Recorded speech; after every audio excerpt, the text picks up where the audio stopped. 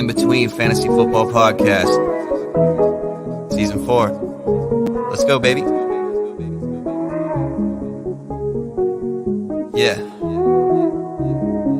There was a time I had trouble talking about it. Congratulate them, we know they doubted. Somehow we made it up out the pit, back against the wall. Never quit, traversing through each obstacle. Show a non-believer what's possible. Let nothing they could do stand in between me and my wildest dreams. Let's go. Nothing that come at us could come in between. Life gave me the worst, yet my side grew so green. We've been down in the dirt, been tossed in the trash, but I never stray from my path. When we're gone, we ain't looking back. Maybe we were all way too high. Maybe that's our fault. It's going to be a crazy time, but it's going to be a fun time. Life is boring if you don't take some chances and do some things outside the box. Your destination for both some feel-good lifestyle advice and some fantasy football advice. All right. It is January 6th, 2023. The final Feel Good Friday of the fantasy football season is among us, as well as a Week 18 slate of games that is full of fantasy and NFL implications, guys. Seth Woolcock, your guy, back with you on the In Between Fantasy Football podcast. I'm joined by a man who continues to beef with Scholastic, and he enjoys good music, better whiskey, and mediocre tight ends. Guys, that's my man, Nate Polvo. Nathan, how are you today on our final Friday show of the season? Well, Scholastic still hasn't apologized for the false information they're putting out into the world. I'm waiting for that apology, Scholastic. Anytime is good. Email, text message, whatever. Public, it's fine. I'm great, man. It's Friday. Kind of sad it's our last Friday show of the year, but it's been a great season, and we've had a lot of fun. I agree. We've had great guests throughout this series this season. It's been a lot of fun to do this twice a week, really give the in-between family the knowledge they need to make sure they're winning their matchups. Today on the show, guys, it is going to be a little bit different than our normal Friday shows. No Thursday night football game last night to recap, so we're going to do front and center, talk about the latest news in the NFL, give you a Damar Hamlin update, also talk about some of the NFL injuries and implications happening this weekend. Then we're going to look forward to 2023, play a would you rather, some pop culture infused questions with some fantasy football look ahead to next season, and then we're going to round it out with Sure Thing Sleepers. However, this is going to be our Sure Thing Sleepers for 2023. So super excited to jump in that with you today, Nate. We got Albert back in the chat already saying good afternoon, IBT. Good afternoon to you, Albert. We greatly appreciate you hanging out with us on Fridays. I get Fridays are a super busy day for people. So the fact that people tune in and ride with us into their weekend really means a lot to us, Nate. So we will be doing one show a week. We're going to stick with our 9:30 p.m. Tuesday slot. It's looking like moving forward. So you can catch us there. And then we also have our NASCAR and PGA programs starting up here in just a couple of weeks as well. And then Nate, we got some video on demand content. I'm really looking forward to that. So people can kind of catch some of the big moments of each podcast. Yeah, it's awesome. Great new addition to our team in HoovTube. We love the Hoov. The Hoov is the man. Hoov is live. Hoov QB1, now our video editor, and it's awesome. And I'm looking forward to see what he pumps out. Absolutely. If you guys do enjoy this type of content, please give us a thumbs up. Subscribe to the channel if you aren't already. We greatly appreciate it. Nate, let's go ahead and jump in it. Let's not waste any more time. Let's get into some front and center. Sometimes taking that first step out the door is the hardest thing to do. Give it a chance, you'll be begging for more. Save the spot just for you. We're all somewhere in between. I thought you'd come to the place where we have some fun. Ain't gotta worry about knowing not what it means. You can come and give me another, cause the night is young. At least I so thought. This just in. Breaking news. Front and center. You know, Seth, that might be my favorite drop. I agree, man. We got some good ones worked up for the new season coming in. I had a phone call last night with our music guy, so we're cooking up some good stuff for you, some new segments coming in 2023 as well. But I completely agree with you there, Nate. Looks like we got our boy Toronto Dave back in the chat today saying, much love, gentlemen. Hoov, QB1, baby. All right.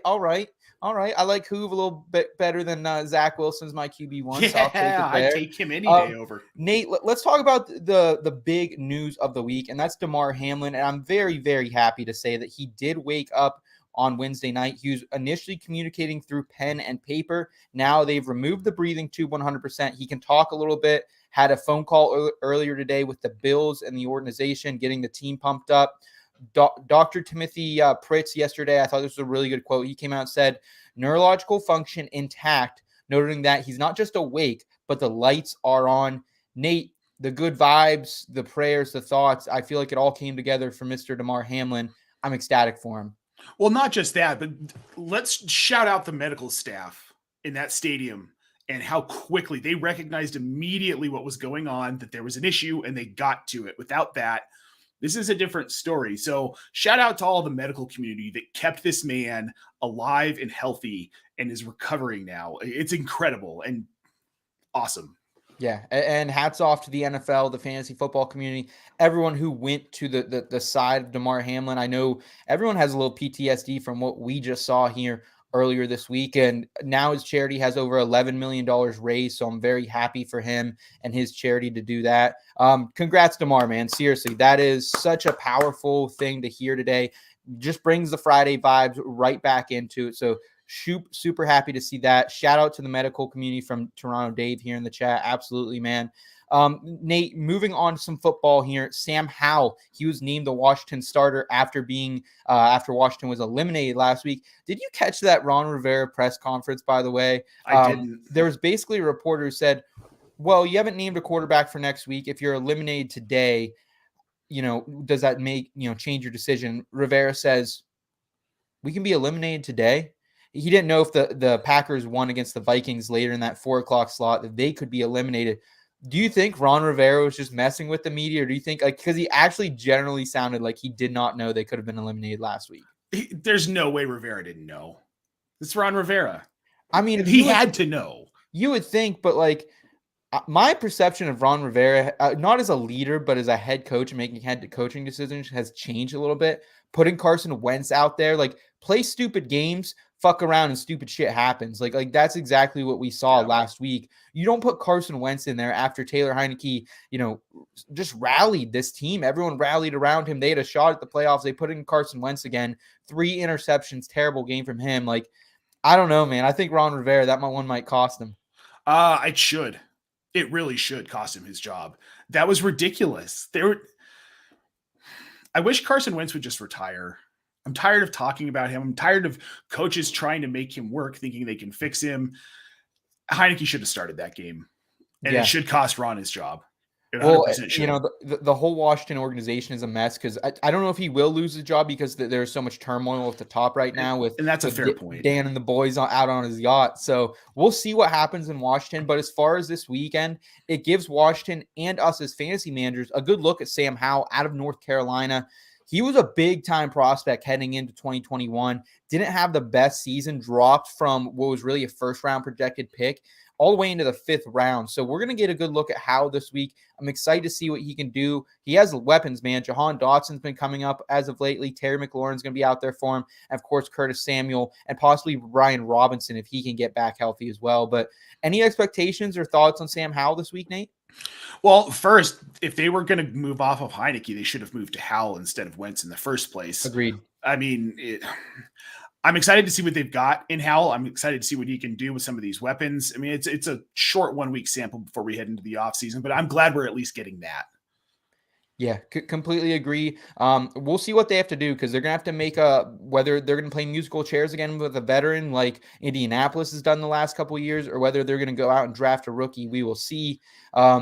Man, those top couple picks, though, I don't think Will Levis, even who's the projected 3rd quarterback, slips into the outside the top 10. So this is going to be a really fun draft season, Nate. We're going to do some rookie profiles this year at IBT too. So I'm excited to dive into that. But before we get there, Nate, let's talk about some of the inactives and the injuries today heading into the weekend. Early inactives on the week, players already ruled out that you cannot be playing in your fantasy football lineups, whether you're still vying for a championship or whether you're playing DFS, betting it all this weekend. Inactives to know here: Justin Fields, Chicago Bears quarterback, he's going to be out out this week. That leaves Nathan Peterman. He's going to be the guy this week. Good to see that. Nathan Peterman, man, he has the interception record for one half of an NFL game. So we'll see what Peterman can do there, Nate. DeAndre Hopkins, Colt McCoy rolled out for the Cardinals. We might get some David Blau action once again. And then Teddy Bridgewater out for the Miami Dolphins with that finger injury. So it looks like they're going to have Skylar Thompson, the rookie here, probably no Tua as well, Nate. This is it's do or die for Miami, and it's looking like it's closer to die than do. Oh, they're going to die. They're not going to make the playoffs with Skylar Thompson at quarterback. It's not going to happen, which is probably for the better for this team. They're hurt. Tua's hurt. They all need to rest. They don't need to make it to the postseason because they're not going to get out of the first round anyway with how injured and banged up this team has been and the way they've played. It's just not going to happen for them. I think if there's a bet that you can bet on the Dolphins not making the playoffs, take that bet. Okay, so Nate's going to be rolling with the Jets this weekend in that one. My frisky New York Jets, baby. Let's go. With Flacco at quarterback. Is that who's rolling out this weekend? Sal said Flacco? Sal said it would be Flacco. Okay, cool. Good to see Footsteps Flacco back out there, Nate. Quick note, just I want to hypothetically, I don't want to get into speculation too much, but I'm reading some reports out that Mike McDaniel could lose his head coaching job for the debacle here late in the season. Do you think that's a possibility here, Nate? Obviously, Black Monday is right around the corner, so we're going to talk about that on Tuesday. I'm sure all the coaching fire-ins around the NFL, but is there a chance McDaniel's actually out here? Maybe we see a Sean Payton buyout from the Saints, something like that. Or do you think McDaniel's safe? Because it was a really good season until about 5 weeks ago. So Jack and I talked about this last night on Player Profiler because of that same report. Is it possible? Sure. In the NFL, literally anything is possible. Urban Meyer got a head coaching job and was allowed to keep it for like 12 weeks. So, but think about this. You fired an 8-9 coach last season. You fire an 8-9 coach this season. So what you're telling prospective coaches is the threshold is if you can't cap 8 wins, no matter how banged up your team has been all season, who's going to want to work for the Dolphins? Who's going to take that job? Nobody's going to take that job. The only way that it happens is if they can secure Sean Payton. Then they will let Mike McDaniel go. But otherwise, they've got to let him ride another season. Yeah, I mean, he's a good head coach, and Mike McDaniel will be picked up instantly by one of these other top programs out there. So I would be surprised if they do let him go. The leash sounds like David Tepper. We know, or excuse me, sorry. I don't think it's David Tepper. I can't remember. Jeffrey Ross. Yes, thank you. Super like spazzy guy, so I could see him doing some crazy shit down there, but we'll stay tuned on the Dolphins. We'll see what happens this weekend. Some questionable players heading into the weekend, Nate. It starts with Lamar Jackson, 30 plus days since suffering his injury that was initially rolled 3 weeks. The division's no longer on the line. Looks like the Bengals are going to wrap that up. Is Lamar dogging it, or are we overreacting as fantasy managers, as NFL fans, that maybe the injury just took a little bit more to come back to? Obviously, we're not in the training room. We don't know what's going on, but we're hearing a little bit of mixed reports that Jim Harbaugh is saying that, he thought Lamar would be ready to go by now. I think he could be dogging it. I think there's also a chance that the injury is just taking longer to heal than we thought. There's no way to really know without hearing it from Lamar Jackson. Either way, I don't think he plays this week. There's just no reason. Why risk it? And I think the big thing is like this really puts his contract negotiations in question. Does this mean they'll pay him more because they've been so putrid without him, with Tyler Huntley under center?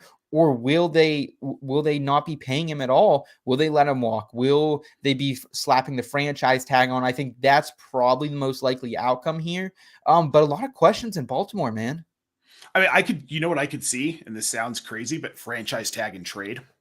If they don't want to deal with the headache of trying to sign him to a contract. I feel like they're an organization that's smart enough to move on when they know they need to move on. There is some rule about trading a franchise tag player. I'm not sure if it's a certain amount of time after the franchise tag is slapped on.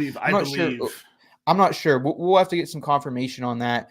But I think like the big thing is too, like he can go in this negotiations, and like as much as I was hyping up Devin Duvernay, like that was his leading receiver for most of the season. Outside of Mark Andrews, he didn't have much. Obviously, Rashad Bateman going down didn't help, but they did trade his number one wide receiver in Hollywood away during the draft. So maybe that plays a factor in this, Nate. It could. I'm so excited for this offseason. There's so much of this to talk about. And they're going to be you thought last season was crazy. This offseason is going to be wild. There's more money to spend too. So Yeah.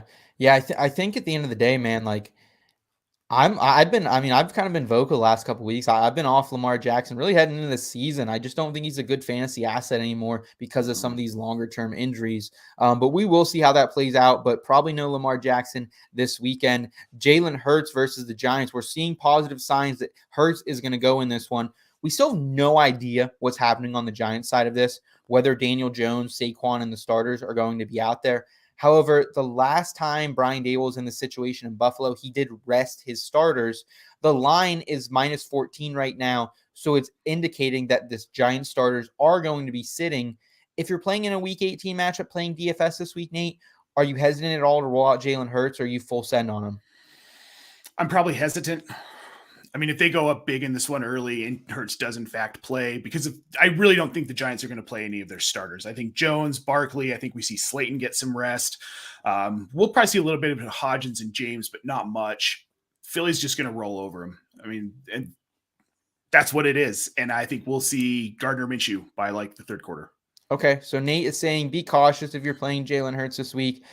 I'm kind of in that camp as well, especially like if I knew Daniel Jones was playing on the other side, getting a little frisky for those New York Giants, I would be okay with rolling out Hurts because I think it'd be a more competitive game. But if Giants do rest starters, be aware of Philadelphia starters possibly getting pulled at some point in this as well. However, I'm still kind of intrigued by that -14 line for the Giants. I might be hopping on that. Tyrod Taylor's a decent quarterback. 14 is a huge line, man. That just like we were on the DFS tailgate show a couple of days ago on Twitter Spaces, and these lines are ridiculous this week. So there is some opportunity there. I'm going to be backing Tyrod, I think, if that stays the case. Is it going to be Tyrod or is it going to be Davis Webb? I've heard Tyrod Taylor is the guy, but I've heard both. So okay. I guess we'll find out Sunday. Wow, Seth just went away. All right, guys. Well, I guess this is my show now, unfortunately for you. And my computer just froze. All right, folks. So the next one we want to talk about here is going to be Christian McCaffrey. Seth, you're back. Oh, yeah, sorry about that. You really threw me into it there, man. I was ready to go, though. Just my face was really big. I appreciate it, man. Yeah, I just kind of, I don't know if I hit the back button or what happened, but got exited out there for a second. We do want to talk about Christian McCaffrey, though, here, yes. Nate. Mild to low ankle sprain is what's looking like. I don't know if the 49ers need him this week against the Cardinals. I would think they would want to rest him a little bit. Elijah Mitchell may be back in this one as well. So if Mitchell is giving the clear and he is going to be cleared to play, I would be reserved a little bit to start CMC this week in some lineups. Nate, do you have a more optimistic tone on CMC than I do? Nope. There's no reason to play him this week. They need him for the playoffs. They're already a top seed. Yeah. And why risk it? And this is like really the reason why I don't like playing into week 18, formerly week 17, is because of these issues. Like if you guys enjoy it and that's your type of thing, I'm not going to shame anyone. I want everyone to play the style of fantasy football they like to, but just something to think about moving forward here. Also, like keep in mind heading into the weekend too, I actually have to get on the horn with a couple people tonight and tomorrow, figure out what we're going to do for these championship games that were affected by the Monday night game that's being rolled in no contest. I have one league that's kind of in the balance right now. I was up a handful of points. He had one player left. So we're going to have to work that out. Make sure going into Sunday, though, that like you are having a contemporary plan here, Nate, because I've heard everything from people splitting the pots, from people subbing in the next projected player, the next highest score, or players like if you had Joe Burrow or any Bills players, letting them play out here in week 18. A lot of different situations that you can handle. I think it's a league to league basis though, Nate. Yeah. And it has to be league to league. Everything, scoring systems are different. Personalities are different. Take it on a case by case basis. We can't tell you what to do. Every league's different. You're going to have people who are cool splitting the pot. You're going to have people who are not cool splitting the pot. Yep. And we got Albert saying Debo is expected to play this week. Yeah, that's the final kind of thing here as well. I think if they get Debo back, they'd be more inclined to rest McCaffrey as well. But do they really need that much help beating the Cardinals on their third string quarterback? No. They shouldn't. So we'll third see what string, happens. Fourth string. Yeah. We're David Blau. Yeah, I'm ready for some Trace McSorley again. At least McSorley's fun to watch. Oh Like, man. give it to us, baby. Give Future it to Hall us. of Famer David Blau. What are you talking about? Throw it on a dime, Trace McSorley. That's what I'm hoping for. Nate, let's jump into our next segment. Let's talk about way too early 2023 fantasy and pop culture debates. Risky business or that fair say. Are you that hard on the rocks? We're chilling with a cold one. Feeling bold one or hold back. Would you rather? This ain't no simple matter.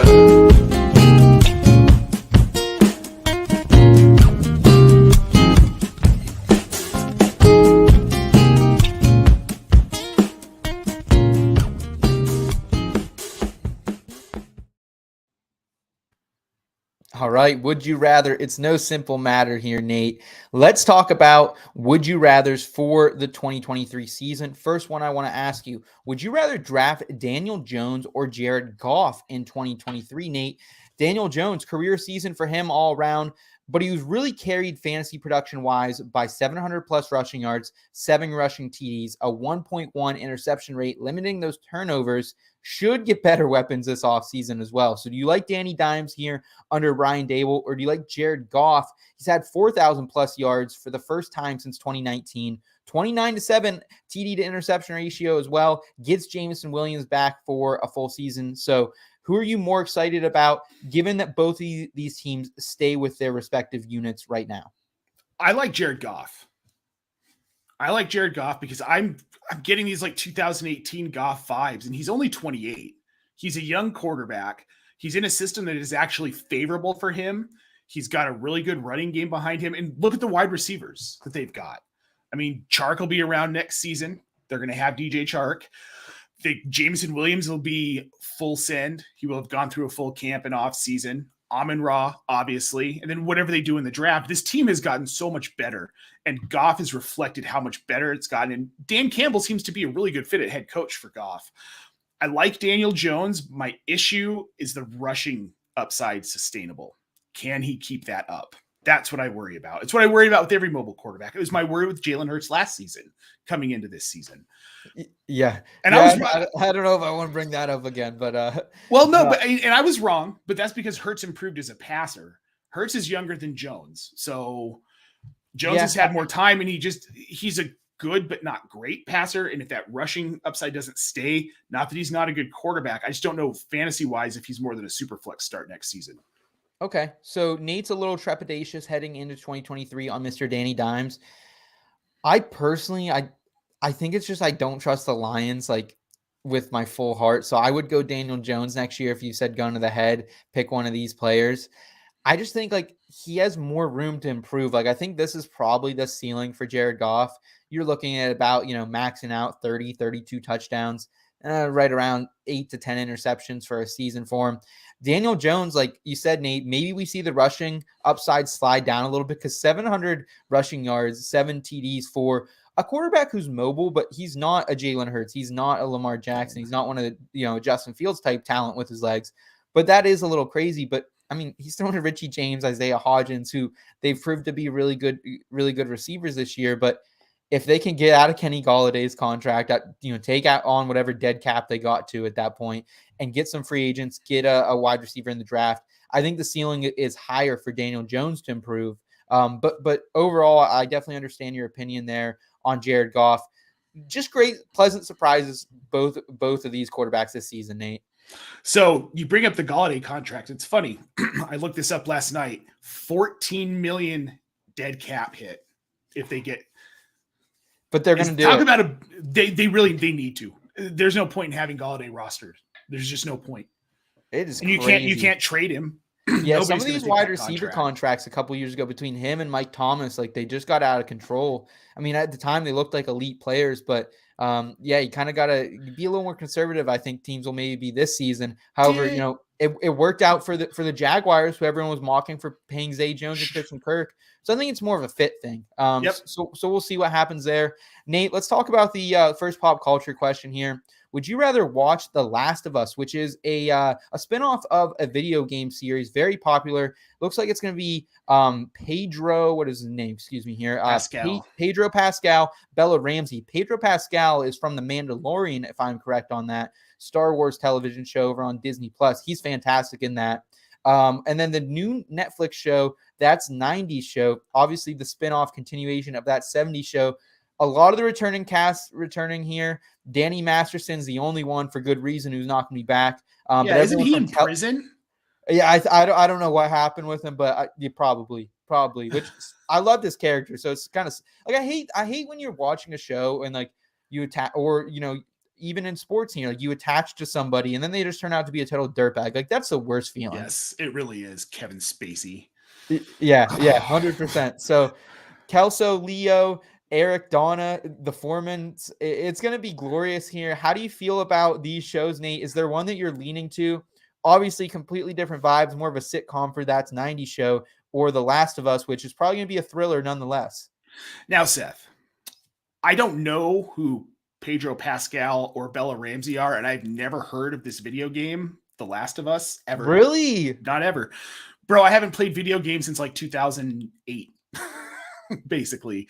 And I was born in 1982. So that 90s show is basically going to be rehashing my childhood. So I will be watching every episode of that. Okay.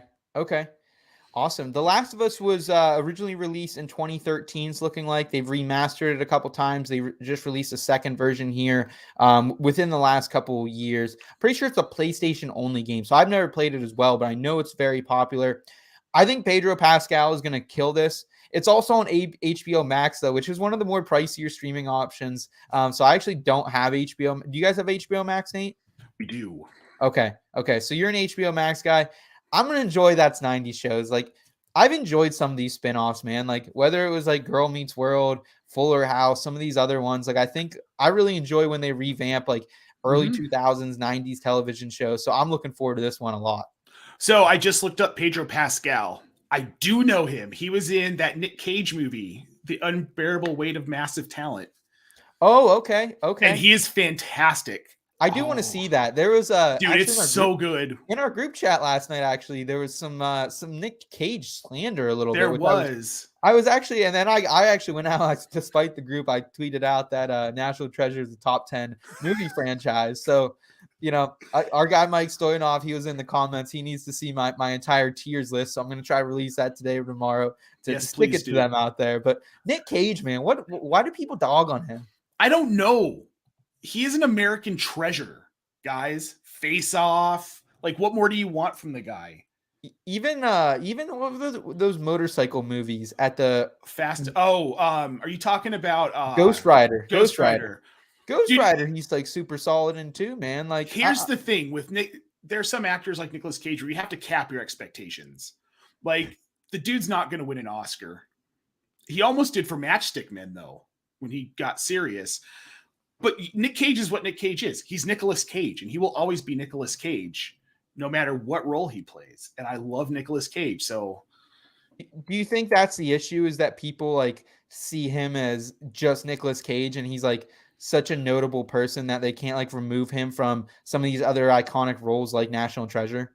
I think so. And I think part of it too is because, like, in real life, I think he's pretty crazy, and people don't necessarily like his personality because he's a little in your face, and I don't mind it.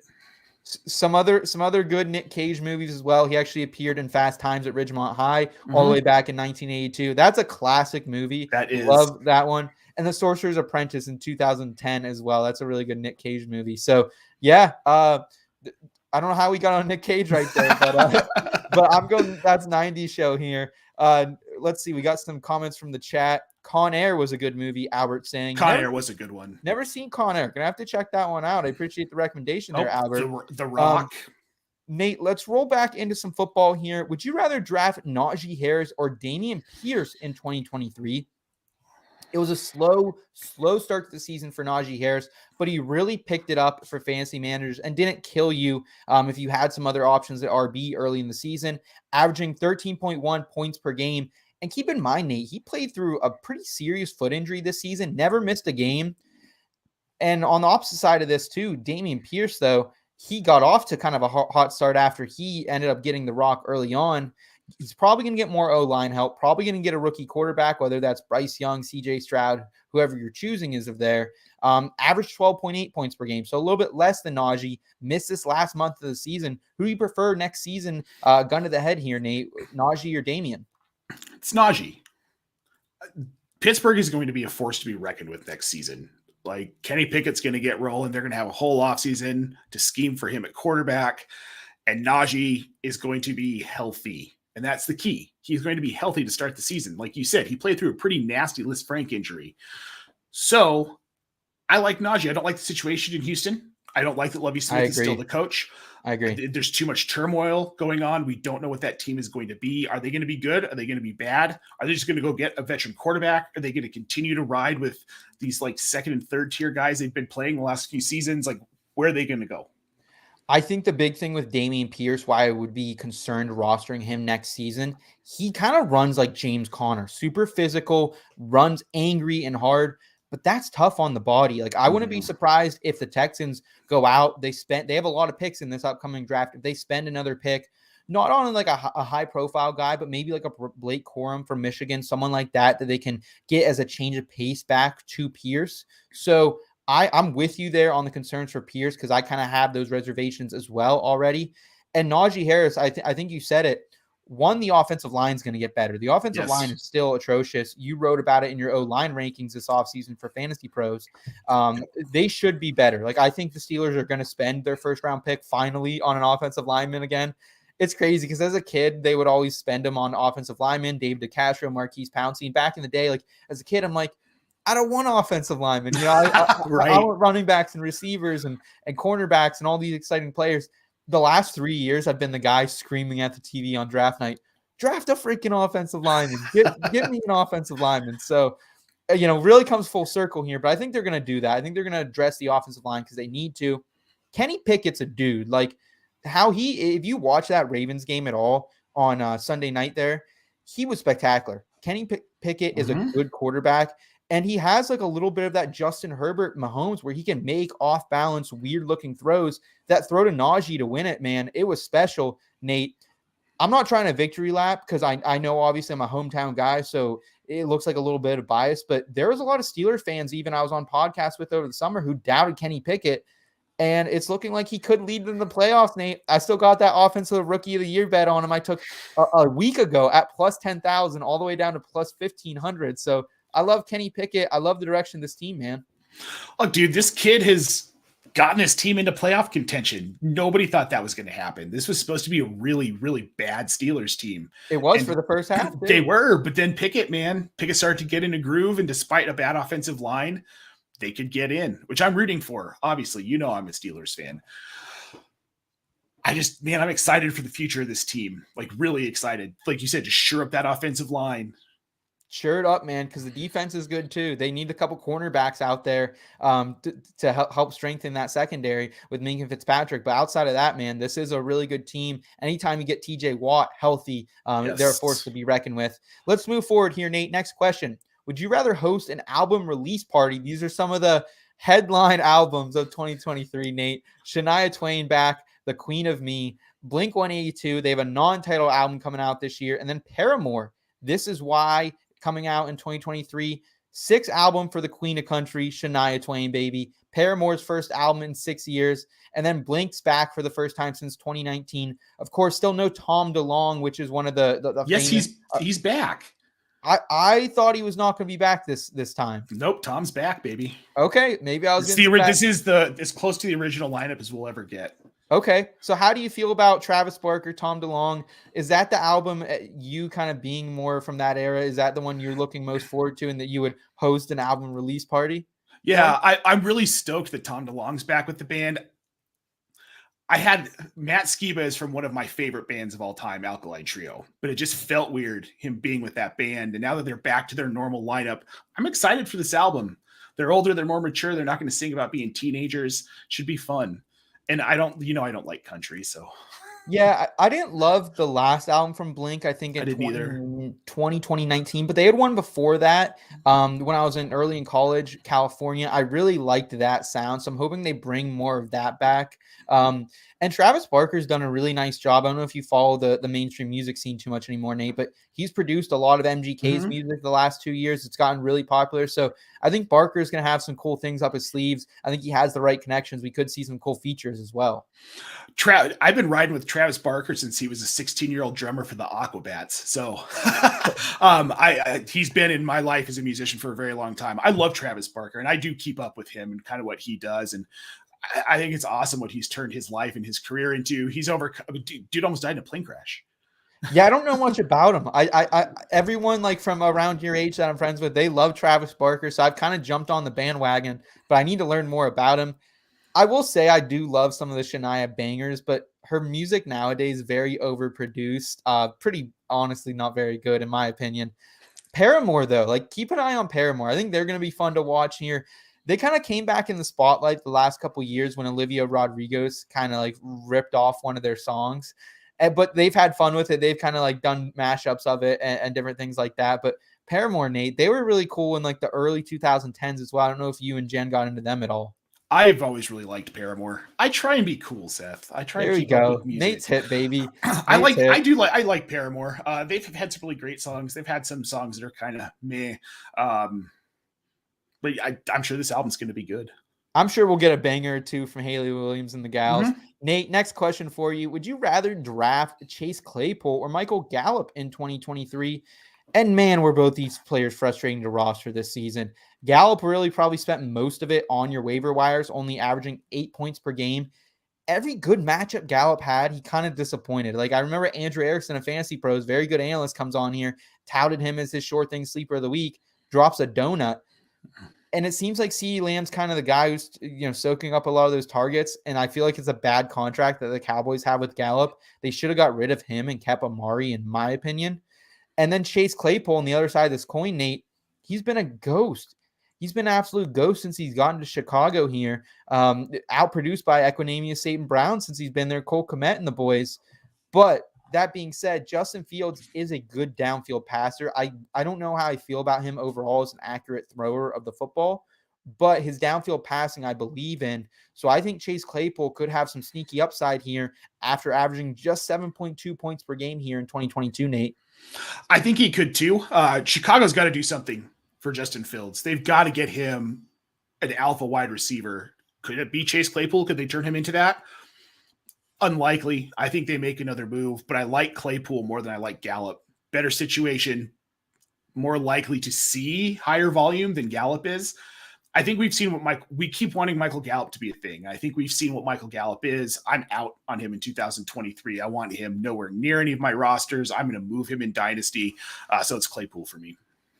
Yeah, I'm with you there. And like, man, the Cowboys kind of had a disappointing season from their receiving options outside of CeeDee Lamb. I was kind of wrong about Lamb. I kind of faded him at the beginning of the season. He turned it up. However, like Jalen Tolbert, everyone was hyping him up early in the season. Me as well, the talented rookie there. And Dalton Schultz kind of disappointed at times. He was just up and down and hard to trust. So I think that's what we see from the Cowboys next season as well. Like, I don't want to say it, Nate, but like Dak Prescott's just kind of mediocre. Like Jared Goff's had a better statistical season than him. Daniel Jones has had a better statistical season, way less interceptions than Dak. So I don't know what it's going to take to turn it around there. But I don't really want any of the receiving options outside of maybe if Tony Pollard's back, if Zeke's out of the picture, something like that happens, and CeeDee Lamb here. I hate it because I loved Dak coming out of college. I watched a piece about him on ESPN about him and his mom when he was at Mississippi State still. I just fell in love with the guy as a person. And I love Dak Prescott as a person, but he is, Seth, you're right. And there's no excuse. When you can point to, well, they lost Tyrion Smith to start the season. So they were weak at offensive line. They lost Tyler Badie. I don't know how the hell to say his last name, but Badie is. Their line was weak, but we've seen other quarterbacks in the league be just fine fantasy-wise. Yeah. It's not like Justin Herbert's line hasn't been much better. Right. A lot of Jared Goff's line, I would argue at times has not been. Tom Brady's line has been awful. Yeah, Tom Brady has been garbage outside of last freaking week. Yeah, Finally, right, he go turns it figure. on in the championship when no one wants to start him and Mike Evans. But yeah, I'm just like overall, like I'm very mid on the Cowboys. Mhm. I personally am of the fact, like, I think the Cowboys are going to be the Cowboys in the playoffs here. I would Oh, they not will be be. taking them to make a run here. They're going to do something to mess this up, whether they want to blame the refs for Dez not catching it, or whether they want to blame Mike McCarthy for calling QB draw with 8 seconds left. Whatever it is, they're going to do something to mess this up here in the playoffs. So, Seth, can I ask you, if you remember a couple weeks ago, I said that in my personal wide receiver dynasty rankings, it was J. Jeff, Jamar, Amon-Ra, AJ, CD. Do you still can? Oh, I think I had AJ Brown 3, Amon-Ra 4, CD 5. I'm okay. I'm okay with it. Like, Okay. I think there's a higher ceiling for Amon-Ra St. Brown, 100%. CeeDee Lamb just has a very nice floor. So, but I completely understand that there, Nate. So we're both with Chase Claypool in this one, which is crazy because we don't give a lot of Chase Claypool love. But Chase Claypool is who we would prefer over Michael Gallup. And guys, like, honestly, Claypool's probably not going to go till 10th, 11th round again this season. So I'll probably throw a dart on him. I threw a dart on him in one league this season. Didn't really pay off, but at least it was, got a couple games from when it was start worthy. Final would you rather question for the day here, Nate. Would you rather attend Disney 100 Years of Wonder or Women's World Cup in Australia and New Zealand in 2023? Keep in mind, this celebration, whether you want to go to Disneyland in California, Disney World in Florida, Disneyland in California, Disneyland in Florida, you can get in on this. I've never been a huge Disney guy, but they have some really cool stuff that's happening, some new rides, some throwbacks to some old stuff as well.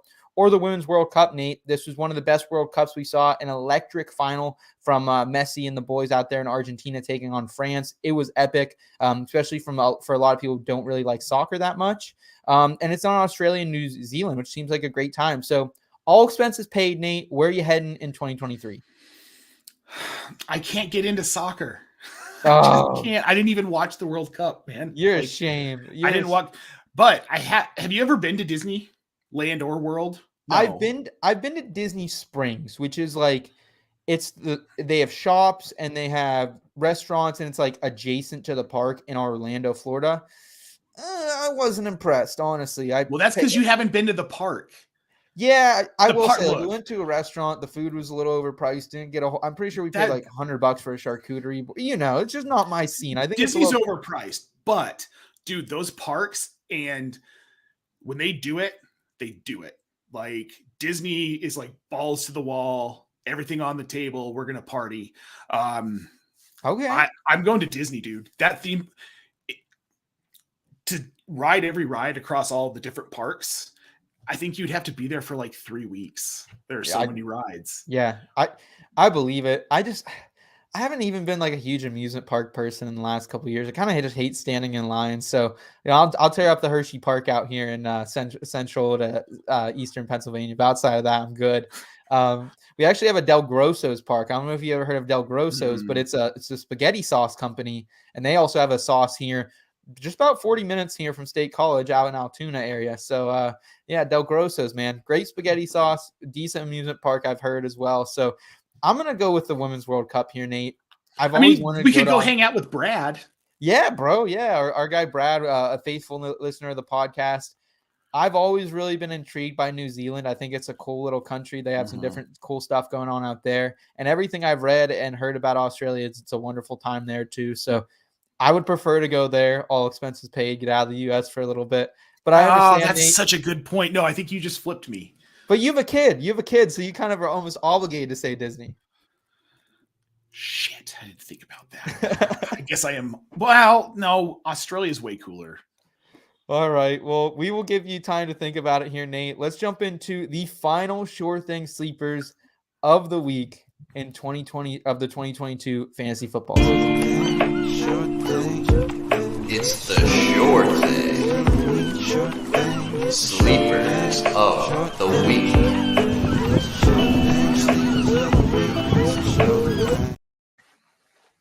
All right, sure things, sleepers of the week here, Nate.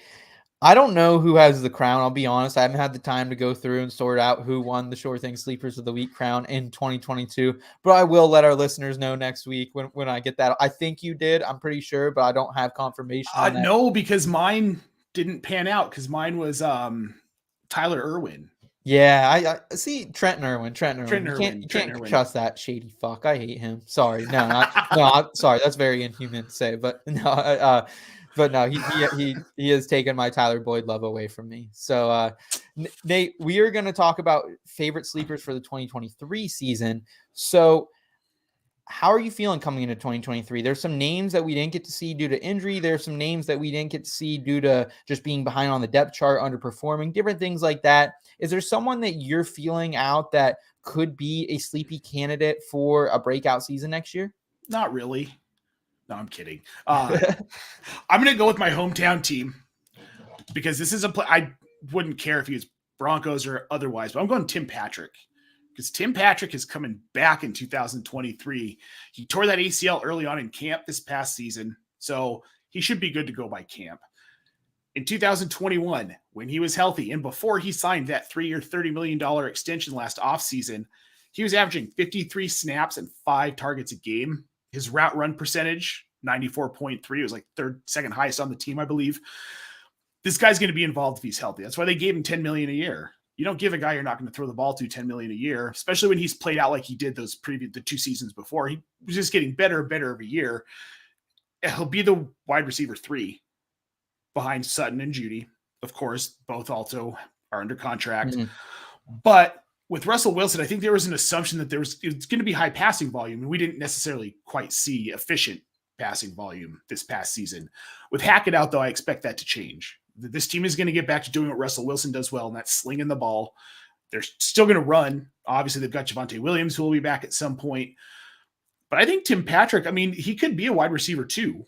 And right now in Dynasty, with his value, you can get him for a 4th-round rookie pick, like a late 4th-round rookie pick. So this is a really interesting one. When you first brought up the name Tim Patrick today to me, I almost flashed back to I think it was episode 4 of Star Wars when Obi-Wan says, "Now that's a name I haven't heard in a long, long time." Because it's true, man. We've been on the Tim Patrick train as a podcast for years now. And he was one of my favorite sleepers coming into this season. And obviously tears the ACL, doesn't pan out for him.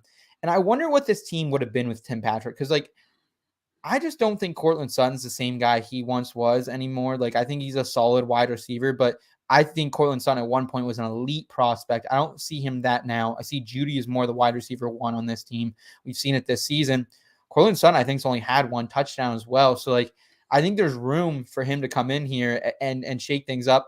A lot of this is going to depend with the head coaching and who they get in here to figure out Russell Wilson.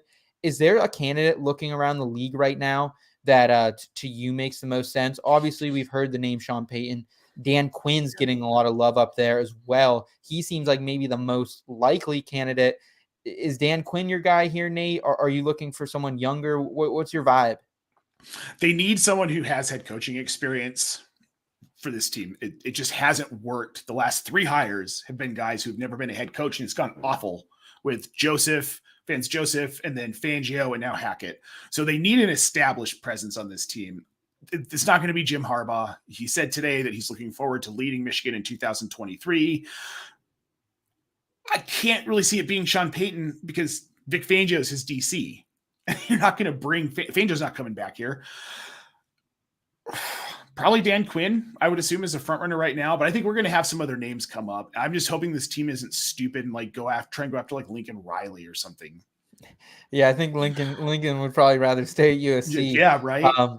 But yeah, I could see Kellen Moore, maybe from the Cowboys, him getting a call to be a first-time head coach. A couple of Buffalo Bill coordinators are getting some looks as well. So just really interesting here that you brought up Tim Patrick, but I do think I'd rather draft Tim Patrick next year at cost than Courtland Sutton. 100%. I think Sutton's going to be overdrafted again. So we'll see if they can turn it around here, but some hometown Broncos love for Nate. He's going Tim Patrick for his 2023 Sure Thing Sleeper of the Week. I'm going to round us out with Chuba Hubbard here, Nate, as my Sure Thing Sleeper for 2023.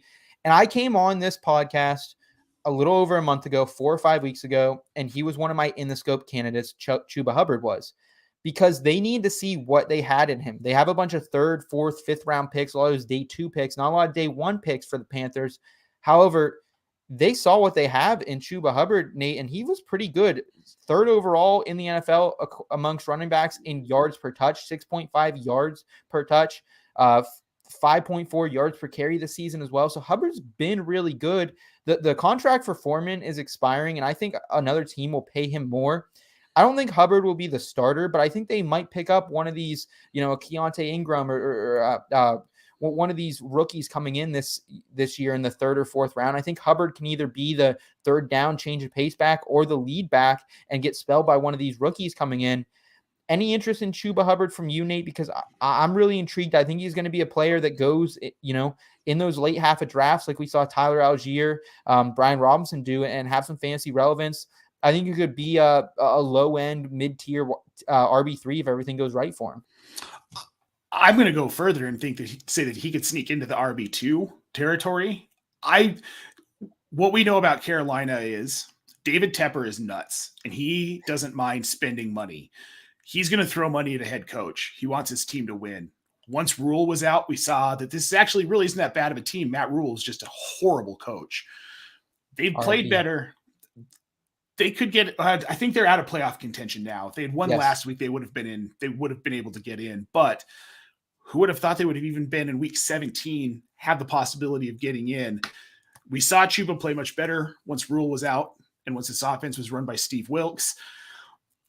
I think you're right. I think Foreman goes elsewhere. Somebody's going to pay him more money. They don't need to pay Foreman when they've got Chuba Hubbard. He had a 100-yard game, had 125 yards against the Lions, whose defense, while we trashed them most of the season, has been much better on the back half of 2022 into 2023 now. I like it. I think, and his cost currently in Dynasty, I mean, it's worth it. Yeah, and he's overperformed expectation as well. That's something to keep in mind. He only has 2 touchdowns on the year, but he's been a running back 4. So I like Hubbard next season. He's someone to keep in mind, even if you're in some dynasty leagues this offseason. Maybe you just think about floating a late 3rd round pick or something out for him. I think people are afraid Foreman might be the guy moving forward, but I don't think that's going to be the case after how good Hubbard was down the stretch. He's going to be a part of this team moving forward, I believe, regardless of head coach. So I like Chuba Hubbard moving forward in 2023, guys. So whether you're playing best ball, dynasty, whatever you're going to be doing here early in the offseason, consider him and keep him in mind when August rolls around next season as well. Got a comment here in the chat. Looks like Albert, he's liking Trey McBride as a sure thing sleeper for next season. That's a really good one as well. We don't know the status of Zach Ertz, what it's going to be like. Looks like he hasn't retired as of yet. Maybe he retires this offseason. Maybe he comes back. But overall, Trey McBride, the caliber of player is there. He was supposed to be the tight end 1 in this rookie class. He definitely underperformed, but he had a big game last week. So maybe he's starting to turn it on here. Trey McBride, he could be, and they're not going to have Kyler at the beginning of the season as well, Nate. So whatever quarterback they get to fill in, whether it's a Jacoby Brissett, whether they just roll with Colt McCoy again, I think Trey McBride could be a good target for them. Yeah, I don't hate that. Obviously Trey McBride went to college here, so I have seen a little bit more of him than some people, but yeah, I like it. I think he's a talented tight end. He's not ever going to be Zach Ertz, but back in tight end 1, maybe next season, maybe not next season quite yet, but I think he'll get there. Yeah, I mean, looking at the tight end landscape, Taysom Hill was a tight end 1 this year. Jawan Johnson was a tight end 1. 2 tight ends from the same team. Hell, it's like that is the expectation of the position right now. And if you can go out and get Trey McBride, your last pick in your draft, close to it, next season, Albert, I'm 100% on board with this. Yep. So I really like that call. Want to thank Albert. Want to thank everyone who's tuned in on these Friday shows.